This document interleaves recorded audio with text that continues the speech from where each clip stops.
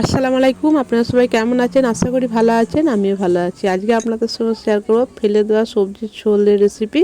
অনেক সময় আমরা এই সবজির ঝোলটা কিন্তু ফেলে দিই, খেতে চাই না, কিন্তু এই সবজির ঝোল একবার এইভাবে খেলে কিন্তু বারবার খেতে ইচ্ছা করবে। গরম ভাতে কিন্তু জাস্ট জমে যাবে, আর কিছুই লাগবে না। তার জন্য এখানে দেখুন কুমড়োর ঝোল নিয়েছি, কুমড়োর ঝোল, আলু কুচিয়েছি, ঝোল সমেত কুচিয়ে নিয়েছি ছোটো ছোটো করে। আর কুমড়োর ঝোলটা কিন্তু অবশ্যই মোটা করে একটু উলটে ফেলতে হবে, তবেই কিন্তু ভালো লাগবে। ভালো করে আমি ধুয়ে নিয়েছি আলুর ঝোল আর কুমড়োর ঝোল। তারপর ওইভাবে কেটে নেওয়ার পরে এখানে দেখুন তেলেতে শুকনো লঙ্কা, গোটা জিরে ফোড়নে দিয়েছি। দেওয়ার পরে এবার পেঁয়াজ, কাঁচা লঙ্কা দিয়ে দিচ্ছি। খুব কম সময় কিন্তু এই রেসিপিটা তৈরি হয়ে যায়, 5 মিনিটের মধ্যেই। ভালো করে পেঁয়াজটাকে ভেজে নিতে হবে, আর খেতেও যেমন মজা আর রান্নাও কিন্তু তেমনই সোজা, কোনো ঝামেলা ছাড়াই। দেখুন এটা ভাজা হয়ে যাওয়ার পরে এবার এখানে দিয়ে দেবো কেটে রাখা আলু আর কুমড়োর ঝোল। আমি একটু বেশি করে নিয়েছি, যেহেতু ভাজলে কমে যাবে। কুমড়োর ঝোলটাকে মোটা মোটা করে উদলে ফেললেই তবে ভালো লাগবে। অবশ্যই আপনারা মোটা মোটা করে একটু উদলে ফেলবে যখন কুমড়োর ঝোলটা নেবেন। তারপর এখানে দেখুন লবণ, হলুদ, মরিচ আর কাঁচা লঙ্কা দিয়ে ভালো করে এটা ঢাকনা দিয়ে ভেজে নিতে হবে।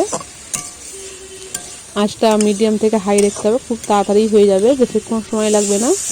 ঢাকনা দিয়ে পুরোটা এই ভাজাটা করে নিতে হবে। ভাজা হয়ে যাওয়ার পরে তারপর আমি ফিরে আসছি আপনাদের সঙ্গে। দেখুন ভাজা হয়ে গেছে। এই ভাজাটা কিন্তু এমনি ভালো লাগবে না, এর সঙ্গে কিন্তু অবশ্যই নিম পাতা দিতে হবে। আমি নিম পাতা, এটা যাকে তিতো বলে, কুমড়োর ঝোলের তিতো রেসিপি এক কথায়। দেখুন একটু জায়গা থেকে একটু ফাঁকা করে একটু সামান্য তেল দিয়ে দেবো। তেলটা ভালো করে গরম হয়ে যাওয়ার পরে নিম পাতা, কচি কচি নিম পাতা হলেও হবে, বুড়ো নিম পাতা, যেমন নিম পাতা পাবেন হাতের কাছে, সেটা দিয়ে ভালো করে আমি নিম পাতাটাকে আগে ভেজে নিতে হবে। ভাজা হয়ে যাওয়ার পরে তারপরে আলু ভাজি আর কুমড়োর ঝোলের সঙ্গে ভালো করে মিশিয়ে দিতে হবে। মিশালে কিন্তু একটা দারুণ টেস্ট হবে, একটু দিতে দিতে লাগবে, খেতে কিন্তু ভালো লাগবে। দেখুন ভালো করে মিশিয়ে দিচ্ছি।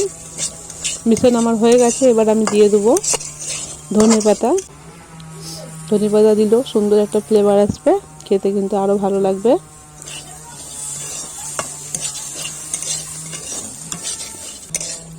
আমার কিন্তু তৈরি হয়ে গেল কুমড়োর ঝোলের তিতো রেসিপি। এইভাবে কুমড়োর ঝোলের এই রেসিপিটা করে দেখবেন। একবার কিন্তু এইভাবে বানালে বারবার খেতে ইচ্ছা করবেন। এখানে ভিডিওটা শেষ করছি। সবাই ভালো থাকবেন, সুস্থ থাকবেন। দেখুন কত সুন্দর হয়েছে, যেমন দেখতেও কি সুন্দর, খেতেও কিন্তু তেমনই মজা।